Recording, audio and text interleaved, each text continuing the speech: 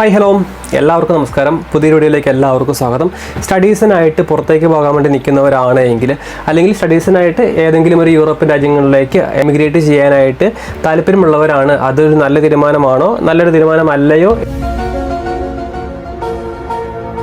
എന്നുള്ള ഡൗട്ടിൽ നിൽക്കുന്നവരാണെങ്കിൽ നിങ്ങൾ ഈ ഒരു വീഡിയോ തീർച്ചയായിട്ടും കാണുക.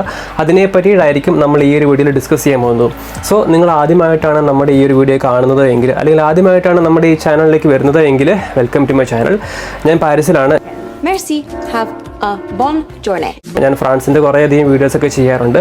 ഇങ്ങനെ പറയാൻ കാരണം വേറൊന്നുമല്ല, ഇതൊരു ജനറൽ വീഡിയോ ആണ്. അതായത് കേരളത്തിൽ നിന്നും വിദേശ രാജ്യങ്ങളിലേക്ക് പഠിക്കാൻ പോകുന്നവർക്ക് വേണ്ടിയിട്ടുള്ള ഒരു ജനറൽ വീഡിയോ ആണ്. ഇത് ചെയ്യാനുള്ള കാരണം വേറൊന്നുമല്ല, നമ്മൾ ഫ്രാൻസിൻ്റെ വീഡിയോസൊക്കെ ചെയ്യുന്ന സമയത്ത് കുറേ അധികം മെസ്സേജസ് നമുക്ക് വരാറുണ്ട്. ഫ്രാൻസ് ആണോ നല്ലത്, ജർമ്മനി ആണോ നല്ലത്, UK ആണോ നല്ലത്, ഇപ്പോഴത്തെ സാഹചര്യത്തിൽ പുറത്തേക്ക് പഠിക്കാൻ പോകുന്നത് നല്ലതാണോ എന്നുള്ള കുറേയധികം ഡൗട്ട്സ് നമ്മളോട് ചോദിക്കാറുണ്ട്.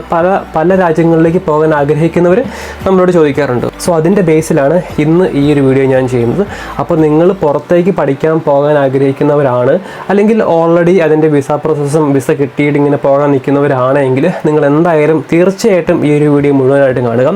നിങ്ങൾക്ക് എന്തായാലും ഒരു പോസിറ്റീവായിട്ടുള്ളൊരു തീരുമാനമാണ് നിങ്ങൾ എടുത്തത് എന്ന് പറഞ്ഞു തരുന്നൊരു വീഡിയോ ആയിരിക്കും. So let's go to the video. നമ്മുടെ നാട്ടിൽ കൊറോണയൊക്കെ ഉണ്ടായിരുന്ന ആ ഒരു സമയത്ത്, അതായത് 2020-2021 ശേഷം വിദേശത്തേക്ക് പഠിക്കാൻ പോകുന്ന വിദ്യാർത്ഥികളുടെ എണ്ണം നല്ല രീതിയിൽ കൂടിയിട്ടുണ്ടായിരുന്നു.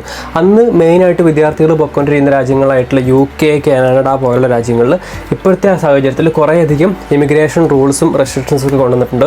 സോ നിലവിലത്തെ സാഹചര്യത്തിൽ അങ്ങോട്ട് പോകാതിരിക്കുന്നതാണ് ഏറ്റവും നല്ലത്. സോ എങ്കിലും അത്രയ്ക്കൊന്നും ഇല്ല എങ്കിലും ബാക്കിയുള്ള വെസ്റ്റേൺ രാജ്യങ്ങളും അല്ലെങ്കിൽ ബാക്കിയുള്ള വിദ്യാർത്ഥികൾ ധാരാളമായിട്ട് പോയിക്കൊണ്ടിരിക്കുന്ന രാജ്യങ്ങളിലും പലതരത്തിലുള്ള ഇമിഗ്രേഷൻ റൂൾസും റെസ്ട്രിക്ഷൻസും കൊണ്ടുവന്നിട്ടുണ്ട്. അതിനുള്ള മെയിൻ കാരണം എന്താണെന്ന് വെച്ചാൽ സ്റ്റഡീസുമായി ബന്ധപ്പെട്ട് ഇമിഗ്രേറ്റ് ചെയ്യുന്നവരെ സംബന്ധിച്ചായിരുന്നില്ല. അവിടെയുള്ള ഇത്രയൊക്കെ കേട്ട് കഴിഞ്ഞപ്പോൾ നിങ്ങൾ വിചാരിക്കുന്നുണ്ടാവും ഇപ്പോഴത്തെ സാഹചര്യത്തിൽ പുറത്തേക്കുള്ള ഒരു രാജ്യത്തേക്കും പഠിക്കാൻ പോകാൻ പറ്റില്ല അല്ലെങ്കിൽ പാടില്ല, കാരണം അങ്ങനെ പോയി കഴിഞ്ഞാൽ അതൊരു തെറ്റായ ഡിസിഷൻ ആയിരിക്കുമെന്ന് നിങ്ങൾ വിചാരിക്കുന്നുണ്ടാവും. സോ എന്നാൽ അങ്ങനെയല്ല. അല്ലെങ്കിൽ ആദ്യം പോയവരൊക്കെ രക്ഷപ്പെട്ടു, ഇനി പോകുന്നവർ എങ്ങനെയെങ്കിലുമൊക്കെ കഷ്ടപ്പെട്ട് തട്ടിമുട്ടി ജീവിക്കേണ്ടി വരും. അല്ലെങ്കിൽ ഇപ്പോൾ പുറത്തേക്ക് പോകാൻ വേണ്ടി ആഗ്രഹിക്കുന്നവരുടെയൊക്കെ ആഗ്രഹങ്ങൾ മാത്രമായിട്ട് കേരളത്തിൽ നിന്ന് പോകേണ്ട അവസ്ഥ വരുമെന്ന് നിങ്ങൾ ചിന്തിക്കുന്നുണ്ടാവും. നിലവിലത്തെ കേരളത്തിലെ സാഹചര്യം വെച്ച് ഒരു ആവറേജ് മിഡിൽ ക്ലാസ് ഫാമിലിയിൽ ആവറേജ് ഇൻകം ഏൺ ചെയ്യുന്ന ഒരാൾക്ക് ഇപ്പോഴും പുറത്തേക്ക് പോകുന്നത് നല്ലൊരു തീരുമാനമാണെന്ന് തന്നെ ഞാൻ പറയുന്നു. ഇപ്പോൾ ഈ പറഞ്ഞത് കേട്ടപ്പോൾ കുറച്ച് പേർക്കെങ്കിലും ആശ്വാസമായി കാണും. പ്രത്യേകിച്ച് വിസയൊക്കെ അപ്ലൈ ചെയ്ത് അല്ലെങ്കിൽ വിസയൊക്കെ കിട്ടി പുറത്തേക്ക് ഉടനെ പോകാൻ നിൽക്കുന്നവർക്ക് കുറച്ചെങ്കിലും ആശ്വാസമായി കാണും. പുറത്തേക്ക് പഠിക്കാൻ പോകുന്നത് നല്ലൊരു തീരുമാനമാണ് എന്ന് പറഞ്ഞെങ്കിലും കുറച്ചധികം കാര്യങ്ങൾ കൂടി നമ്മൾ പുറത്തേക്ക് പഠിക്കാൻ പോകുമ്പം ഇനിയുള്ള സാഹചര്യത്തിൽ കൺസിഡർ ചെയ്യേണ്ടതായിട്ടുണ്ട്.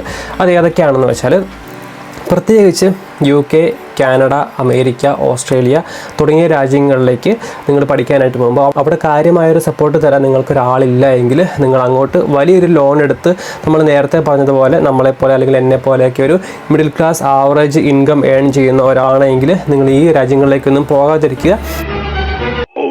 കാരണം പെട്ടെന്നാണ് ഈ പറഞ്ഞ രാജ്യങ്ങളിലൊക്കെ ഇമിഗ്രേഷൻ റൂൾസ് മാറുന്നത്. അതേസമയം അതിലും ചിലവ് കുറഞ്ഞ രീതിയിൽ നിങ്ങൾക്ക് യൂറോപ്പിലേക്ക് പോകാനുള്ള കുറേയധികം ഓപ്ഷൻസ് ഉണ്ട്. അതായത് വലിയൊരു എമൗണ്ട് ഒന്നും ലോൺ എടുക്കാതെ അല്ലെങ്കിൽ വലിയൊരു എമൗണ്ട് ഒന്നും നിങ്ങളുടെ സ്റ്റഡീസിന് വേണ്ടി ഇൻവെസ്റ്റ് ചെയ്യാതെയാണ് നിങ്ങൾ ഏതെങ്കിലും ഒരു യൂറോപ്യൻ രാജ്യങ്ങളിലേക്ക് പോകുന്നത്. അല്ലെങ്കിൽ നിങ്ങൾ പോകാൻ പോകുന്ന രാജ്യത്ത് നിങ്ങൾക്ക് അറ്റ്ലീസ്റ്റ് മിനിമം 1.5 വർഷമെങ്കിലും സ്റ്റേ ബാക്ക് ഓപ്ഷൻ ഉണ്ടെങ്കിൽ നിങ്ങൾ ഈ ഒരു യൂറോപ്യൻ രാജ്യങ്ങളിലേക്ക് പോകുന്നത് എന്തായാലും നല്ലതായിരിക്കും. ശരിയാണ്, യൂറോപ്യൻ രാജ്യങ്ങളിൽ ലോക്കൽ ലാംഗ്വേജസ് അതുമായിട്ട് ബന്ധപ്പെട്ട കുറേയധികം പ്രശ്നങ്ങളും കാര്യങ്ങളൊക്കെ ഉണ്ട്. അതൊക്കെ നിങ്ങൾ നിങ്ങളുടേതായിട്ടുള്ള റിസർച്ച് നടത്തി മാത്രം നോക്കുക. ഞാനിപ്പോൾ പറഞ്ഞു വരുന്നത് എന്താണെന്ന് വെച്ച് കഴിഞ്ഞാൽ, നോർമലി കുറേയധികം നമ്മുടെ നാട്ടിലുള്ള ഏജൻസികൾ തള്ളിവിടുന്ന മെയിനായിട്ടുള്ള രാജ്യങ്ങളിലേക്ക് പോകാതെ ബാക്കിയുള്ള ഓപ്പർച്യൂണിറ്റീസ് എക്സ്പ്ലോർ ചെയ്ത് പോവുക. പ്രത്യേകിച്ച് യൂറോപ്യൻ രാജ്യങ്ങളിലേക്ക് പഠിക്കാൻ പോകുമ്പോൾ നിങ്ങൾക്ക് അവിടെയുള്ള യൂണിവേഴ്സിറ്റികളിൽ പലതരത്തിലുള്ള സ്കോളർഷിപ്സുകൾ അവൈലബിൾ ആയിട്ടുണ്ട്.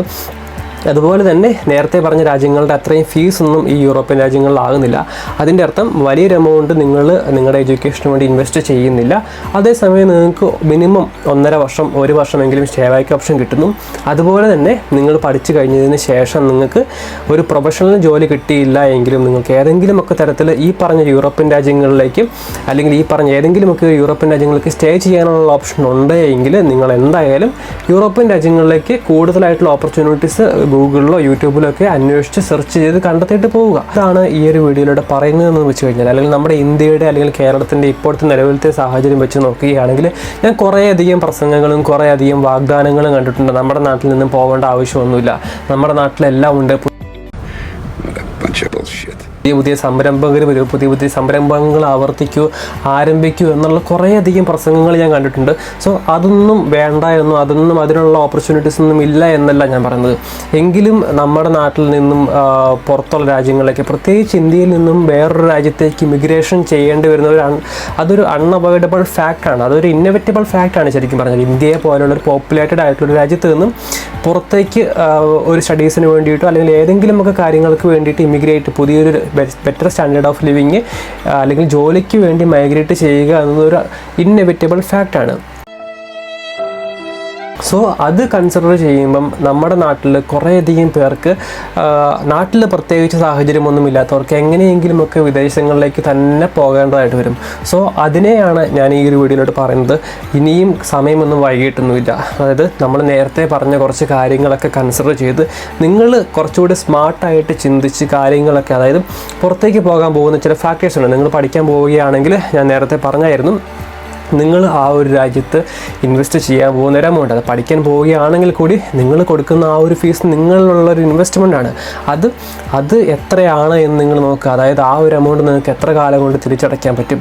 ഇനി നിങ്ങൾ ലോൺ എടുക്കുകയാണെങ്കിൽ അതിൻ്റെ മൊറട്ടോറിയം പീരീഡ് എത്രയാണ്, അതിൻ്റെ ഇൻട്രസ്റ്റ് എത്രയാണ്, അതുപോലെ തന്നെ നിങ്ങൾ നിൽക്കാൻ പോകുന്ന രാജ്യത്തിൽ എത്ര വർഷം സ്റ്റേ ബാക്ക് ഉണ്ട്, രാജ്യത്തെ പറ്റി പഠിച്ച് അവിടെ നിങ്ങൾക്കുള്ള ഓപ്പർച്യൂണിറ്റീസ് ഏതൊക്കെയാണ്, അവിടെ നിങ്ങൾക്കുള്ള തടസ്സങ്ങൾ ഏതൊക്കെയാണ്, അതുപോലെ തന്നെ നിങ്ങൾ എത്രയധികം എമൗണ്ട് ഇൻവെസ്റ്റ് ചെയ്യുന്നു, നിങ്ങളുടെ വീട്ടിൽ ആരൊക്കെ ഉണ്ട്, നിങ്ങൾ ബാങ്കിൽ എത്ര ലോൺ എടുത്തു, അതിന് എത്ര ഇൻട്രസ്റ്റ് ഉണ്ട്, ഇതുപോലെയുള്ള കാര്യങ്ങളൊക്കെ നിങ്ങൾ നോക്കി മനസ്സിലാക്കി ഒരു വ്യക്തമായിട്ടുള്ളൊരു കാഴ്ചപ്പാട് നിങ്ങൾക്കുണ്ട് പുറത്തേക്ക് പോകുന്നതിന് മുമ്പുണ്ട് എങ്കിൽ ഞാൻ ഇപ്പോഴും പറയുന്നു, പുറത്തേക്ക് പോകുന്നത് ഈ കാര്യങ്ങളൊക്കെ കൺസിഡർ ചെയ്തിട്ട് പുറത്തേക്ക് പോകുന്നത് നല്ലൊരു ഡിസിഷൻ തന്നെയാണ്.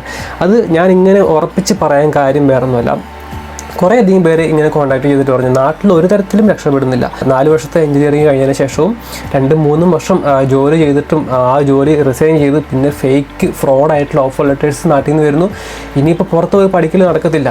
സോ അങ്ങനെ പഠിക്കാൻ പോകുന്നവരെങ്കിലും കുറേയധികം മാധ്യമങ്ങളിലും കുറേയധികം പ്രത്യേകിച്ച് ഇൻസ്റ്റാഗ്രാമിലുള്ള 1-2 പേജുകളുണ്ട്. അവിടെയൊക്കെ ഞാൻ തീർത്തും കണ്ടതും പുറത്തേക്ക്, മേ ബി അവർക്ക് പുറത്തേക്ക് പഠിക്കാൻ പോകാത്തതിലുള്ള ഫ്രസ്ട്രേഷൻ്റെ പുറത്തിടുന്നതാണെന്ന് എനിക്കറിയത്തില്ല. സോ പുറത്ത് പോകുന്ന ഒരു തരത്തിലും നല്ലൊരു ഡിസിഷൻ അല്ല. പോകുന്നവരെ പുറത്തുള്ള, അതായത് പുറം രാജ്യങ്ങളിലുള്ള ഇമിഗ്രേഷനിലെ പ്രശ്നങ്ങളൊക്കെ വരുമ്പം അത് മാത്രം ഇൻസ്റ്റാഗ്രാമിലൂടെയും സോഷ്യൽ മീഡിയയിലൂടെയും എടുത്തു കാണിച്ച് ഇനി ആരും പുറത്തേക്ക് പോകണ്ട, ആരും രക്ഷപ്പെടേണ്ട എന്നുള്ളൊരു കാഴ്ചപ്പാട് ദയവ് ചെയ്ത് മാറ്റുക. അതായത് ഇപ്പോഴും ഞാൻ പറയുന്നു, നമ്മൾ കാര്യമായിട്ട് റിസർച്ച് നടത്തുകയാണ്.